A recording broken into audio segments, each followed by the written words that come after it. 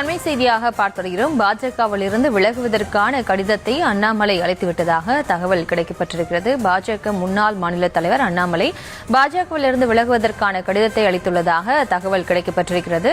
எங்களோடு இணைக்கிறார் செய்தியாளர் லதா. லதா, வணக்கம். மேலும் விவரம். வணக்கம்.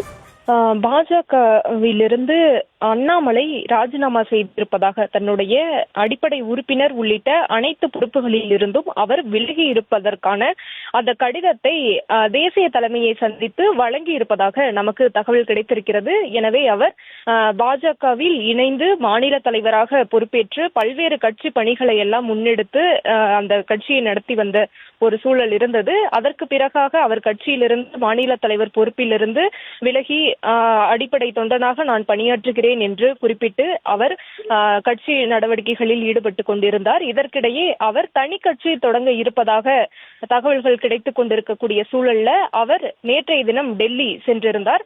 எனவே தேசிய தலைமையை சந்தித்து அவரினுடைய நிலைப்பாட்டை எடுத்து கூற இருக்கிறார் என்று சொல்லப்பட்ட நிலையில அவர் தற்பொழுது தன்னுடைய அடிப்படை உறுப்பினர் உள்ளிட்ட அனைத்து பொறுப்புகளில் இருந்தும் விலகுவதாக அவர் அந்த ராஜினாமா கடிதத்தை, கட்சியிலிருந்து விலகியதற்கான அந்த ராஜினாமா கடிதத்தை அவர் தேசிய தலைமையிடம் அளித்து இருக்கிறார் என்ற ஒரு உறுதிப்படுத்தப்பட்ட தகவலாகவே நமக்கு கிடைத்துக் கொண்டிருக்கிறது.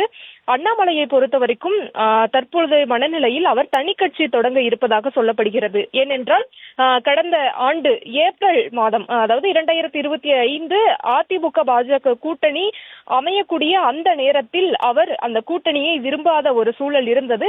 இதன் காரணமாக அவர் அந்த பதவியிலிருந்து நான் விலகுகிறேன் என்று அவர் குறிப்பிட்டு அந்த பதவியிலிருந்து விலகியிருந்தார். மேலும் நயினார் நாகேந்திரன் மாநில தலைவராக நியமிக்கப்பட்டிருந்தார். எனவே இப்படியான ஒரு சூழல்ல அதற்கு அடுத்தபடியாக அவருக்கு முக்கிய பொறுப்பெல்லாம் கொடுக்கப்படலாம் என்ற ஒரு எதிர்பார்ப்பும் இருந்து கொண்டே இருந்தது. இருப்பினும் தேசிய தலைமை அதற்கான அந்த பேச்சுவார்த்தைகள் மட்டுமே அவ்வப்போது நடைபெற்ற நிலையில எந்த ஒரு பதவியோ பொறுப்போ வழங்கப்படாத ஒரு நிலை இருந்தது. இதற்கிடையே மாநில தலைமையாக இருக்கட்டும், அதே போல அதிமுகவோடு அமைந்த அந்த கூட்டணியாக இருக்கட்டும், தேசிய தலைமை தனக்கு பொறுப்பு வழங்கப்படாததாக இருக்கட்டும், இப்படி பல்வேறு விவகாரங்களின் காரணமாக அண்ணாமலை அதிருப்தியில் தான் தொடர்ச்சியாக இருந்து கொண்டிருந்தார். மேலும் தேசிய தலைமையுடனான அந்த அதிருப்தியும் அவருக்கு அந்த இருந்து கொண்டேதான் இருந்தது. இதற்கிடையே அவரினுடைய அரசியல் எதிர்காலம் என்னவாக இருக்கும்? தொடர்ச்சியாக பாஜக தற்பொழுது இந்த தேர்தலில் பாதாளத்திற்கு சென்று விட்ட ஒரு சூழல் இருக்கிறது. எனவே மீண்டும் முதலில் இருந்து ஆரம்பிக்க வேண்டுமா? அப்படி ஆரம்பித்தால் என்ன பலன்? அல்லது தனி கட்சி தொடங்கலாமா? இப்படி பல்வேறு கேள்விகளுக்கு மத்தியில் தனக்கு நெருக்கமானவர்களிடம் பல்வேறு கட்ட ஆலோசனைகளை அண்ணாமலை நடத்தி கொண்டு இருந்தார். இதற்கிடையே தற்பொழுது அவர் தனி கட்சி தொடங்க இருக்கிறார் என்ற தகவல்கள் எல்லாம் தீவிரமாக பரவிக்கொண்டே இருந்தது.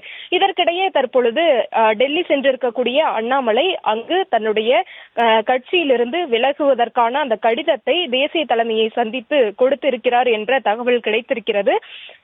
முக்கியமாக அவர் தனி கட்சி தொடங்க இருப்பதாகவும், மேலும் அவரினுடைய ஆதரவாளர்களாக இருக்கட்டும், அவரினுடைய ரசிகர்களாக இருக்கட்டும், இப்படி பலரும் அதை விரும்பக்கூடிய ஒரு சூழலும் இருக்கிறது. ஏனென்றால் நம்மிடம் பேசக்கூடியவர்களே தனி கட்சி எப்பொழுது தொடங்க இருக்கிறார், அவரோடுதான் நாங்கள் இணைந்து பணியாற்ற இருக்கிறோம் என்று பலரும் பலதரப்பட்டவர்களும் நம்மிடையே தெரிவித்து வருகிறார்கள். எனவே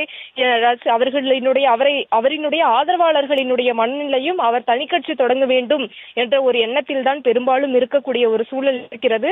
எனவே இப்படியான ஒரு சூழல்ல அவர் தன்னுடைய பாஜகவில் இருந்து அவர் விலகுவதற்கான அந்த கடிதத்தை கொடுத்திருக்கிறார். எனவே இன்றைய தினத்திலிருந்து அவர் பாஜகவில் இருந்து விலகுவதாக அந்த தகவல் என்பது நமக்கு கிடைத்திருக்கிறது. முக்கியமாக அண்ணாமலையை பொறுத்த வரைக்கும் IPS அதிகாரியாக பணியாற்றிய, கர்நாடகாவில் பணியாற்றிய ஒருவர் 2020 அந்த ஆண்டுக்கு கீழ் அவர் தன்னுடைய அந்த பொறுப்பிலிருந்து விலகி பாஜகவில் அடிப்படை தொண்டனாக இணைந்தார். அதற்கு பிறகு 2021 தேர்தலில் கூட அவர் அரவக்குறிச்சி தொகுதியில் நின்று தோல்வி அடைந்திருந்தார். அதற்கு பிறகு அந்த தேர்தலுக்கு பிறகு பாஜகவினுடைய தேசிய தலைமை அவரினுடைய நடவடிக்கைகளை பார்த்து அவருக்கு மாநில தலைவர் என்ற ஒரு முக்கியமான பொறுப்பு, கட்சிக்கு சில மாதங்களிலேயே அவருக்கு முக்கியமான மாநில தலைவர் என்ற பொறுப்பை வழங்கி இருந்தது. அதனை பயன்படுத்தி கொண்ட அண்ணாமலை தான் வளர்ந்தது மட்டும் இல்லாமல் கட்சியையும் சேர்த்து வளர்த்தார் என்றே சொல்ல வேண்டும். ஏனென்றால் அடுத்தடுத்த நடவடிக்கைகள் அவர் தமிழக அரசு அந்த ஆளுங்கட்சியை நோக்கி அவர் ஆளுங்கட்சிக்கு எதிராக எடுத்த நடவடிக்கைகளாக இருக்கட்டும், போராட்டங்களாக இருக்கட்டும், பல்வேறு விஷயங்களும் மக்களிடையே ஒரு தாக்கத்தை ஏற்படுத்தியதோடு பாஜக நிறைய மக்களை சென்றடையக்கூடிய வகையிலேயே அமைந்திருந்தது.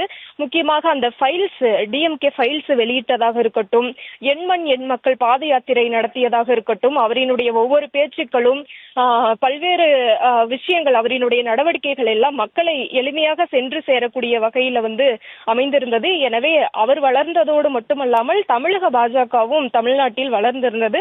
அதற்கு ஒரு உதாரணம் தான் 2024 தேர்தலில் தனித்து நின்று, அதாவது அதிமுகவோடு கூட்டணி இல்லாமல் சிறிய சிறிய கட்சிகளோடு கூட்டணி வைத்து பாஜக மட்டும் அந்த தேர்தலில் தனியாக சுமார் 12% வாக்குகளை காண்பித்திருந்தது. எனவே இப்படியான ஒரு சூழல் இருந்தது.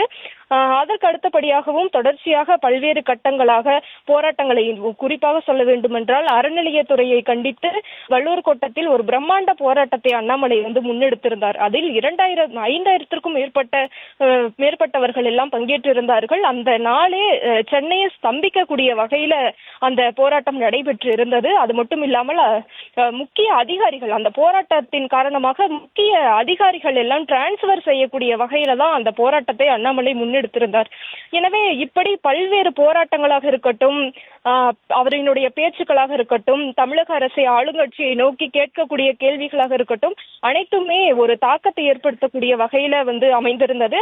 எனவே இப்படி அவரினுடைய செயல்பாடுகள் இருந்து கொண்டு இருக்கக்கூடிய சூழல்ல அதற்கு பிறகுதான் அதிமுக 2026 தேர்தலில் அதிமுக கூட்டணிக்குள் வருகிறது என்ற ஒரு பேச்சு எழுகிறது.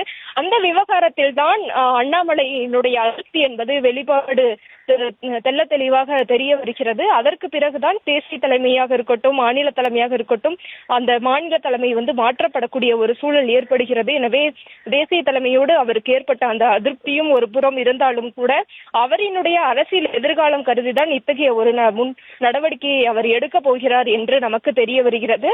எனவே அவர் பாஜகவில் இருந்து விலகினாலும் கூட, தனி கட்சி தொடங்கினாலும் கூட, பாஜக தேசிய தலைமையினுடைய ஆதரவு, அவர்களினுடைய ஆசீர்வாதம் எப்பொழுதும் அண்ணாமலைக்கு இருக்கும் என்றே அவருக்கு நெருக்கமானவர்கள் தெரிவிக்கிறார்கள். எனவே தற்போதைய சூழல்ல அவர் தனி கட்சி தொடங்க இருக்கிறார் என்ற அந்த உறுதிப்படுத்தப்பட்ட தகவலாக வரக்கூடிய சூழல்ல அவர் கட்சியிலிருந்து தற்பொழுது விலகி இருப்பதாக நமக்கு தகவல்கள் வருகிறது.